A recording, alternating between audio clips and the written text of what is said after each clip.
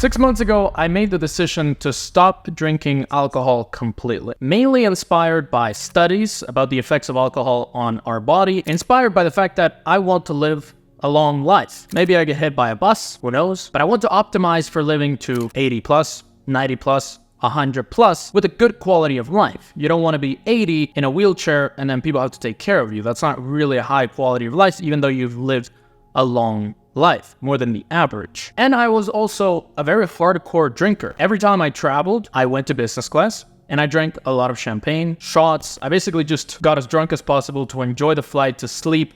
But when you drink when you travel, it's sort of compounding the effect of poison on your body. Because alcohol, it's a poison. It affects your cells, it affects your performance, it affects your sleep. And then on top of that, you have the altitude, the increase in altitude, the drop in altitude of flying. Even if you're flying private, it still affects your body 10 times more than what it would affect just normally drinking. I used to go on a lot of parties, and as a wealthy individual, if you go to a party, you can just buy a couple bottles of champagne. You can just buy the best table. You can get the girls with being drunk, and you can get the girls drunk and then take one of them. So there's this culture in society of getting drunk, enjoying life a little. And I see many people that just say, enjoy life, drink alcohol. It's not gonna do anything. A couple of glasses aren't gonna do anything. And I wanted to test it out on myself to see what would really happen, because I saw the studies. I saw people like Brian Johnson, who I'm very inspired by. He's trying to live over 120 years. He has specific diet, specific regimen. Obviously, he doesn't drink alcohol. He says alcohol is one of the worst things you could possibly do for your body. So in the last 6 months, what has happened? Number one,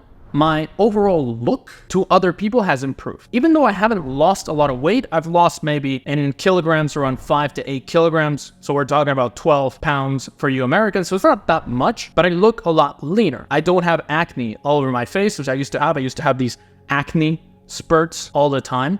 My face overall looked a lot less healthy. I had a little bit of a chin here, even though I wasn't fat, because when you drink alcohol, your body has a less chance of recovering, especially when you sleep. And that's the thing that has improved absolutely the most, is sleep. Now my sleep, you could say, is at the top 1% of people around the world. And how I measure this is with an app and a device called Whoop, which you should definitely buy. WHOOP. I'm not sponsored by them or anything, but it's been a lifesaver. I wear it literally all day. It tells you how stressed you are. It tells you how alcohol affects your body. It tells you what percentage you are sleeping, if you slept 100% of what you need, and then the percentage of your recovery and your sleep efficiency.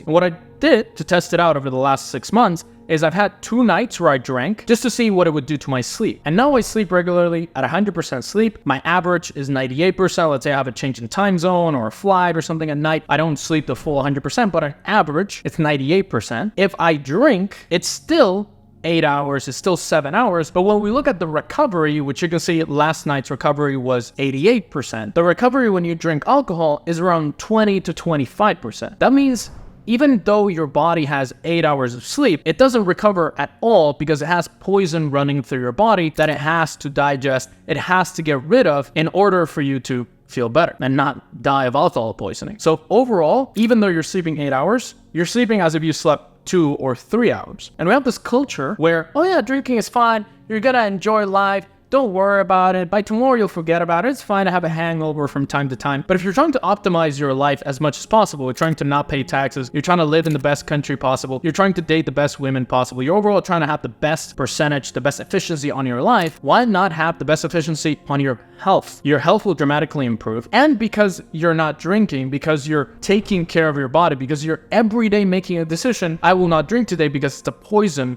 on my body. I will not drink today because I care about my body. Then you make other decisions like quitting sugar, quitting ultra-processed foods, overall eating more fruits and vegetables, fasting, intermittent fasting. One of the best things you could do for your health and your longevity and anything is intermittent fasting. You start to make all these decisions on top of not drinking. It improves your health, it improves your look, it improves your face, your skin, how you feel about yourself. The pump that you get from the gym, I can lift harder and stronger, I can recover faster, I can run faster. HRV, which is heart rate variability, that's one of the signs of a good life or a bad life. If you have a low HRV, it means that your body is suffering. You're not really getting the recovery that you need. And it's typical to lose HRV. Your HRV can go from 100, 120 down to 20, 30. For example, your parents, if you have older parents, they might have a 30, 20-something HRV because they're older, they're getting close to that time when they have to leave, and overall, they're not recovering as much. But you can get that HRV up by not drinking alcohol, by sleeping better, by eating better food. So it improves everything. in your life. It's kind of a stupid decision to drink a lot, to get super drunk. And if you like drinking, if you enjoy the glass of wine, if you enjoy drinking in company or socially drinking, do it. I'm not telling you to stop drinking. I'm telling you what has happened to me. I sleep better, feel better about life. Even the people that I surround myself, they also don't drink that much. The people that I meet, they don't drink at all. We don't meet for drinking. We meet just to eat and to talk about business, about life, about travel. And you just meet better people when you're not super drunk. It also makes you kind of stupid. You make worse decisions when you're drunk. For example, I made a video on you have to be careful when dating women in Latin America because some of them are drugging expats and foreigners and then taking all their money, taking their kidneys, potentially overdosing them, kidnapping. When you're drunk and you're getting into situations when you get drunk, you're putting your life in danger. In some places, especially in Latin America, when you get super drunk at a party, you start meeting some girls, the girls say, oh, let's go back to my place, let's keep getting drunk. It's harder to make smart decisions. It's harder to think of the risk. Oh, if I go to this girl's place, a girl that I met 2 hours ago, it might be a dangerous situation. I might lose a kidney. You don't think about that because you're in that drunk state, and that's stupid. It improves your health,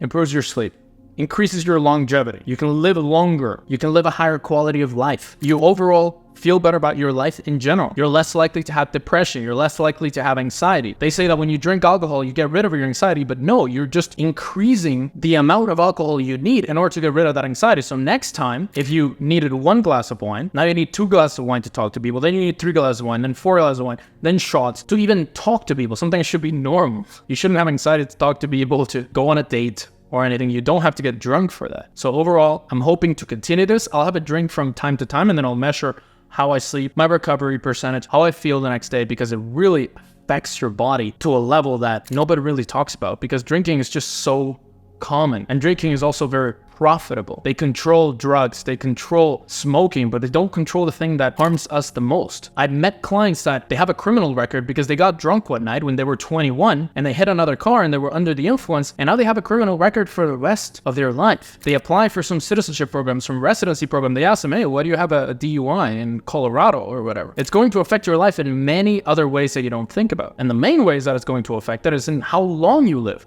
the quality of your life. So if I were you, I would probably try it.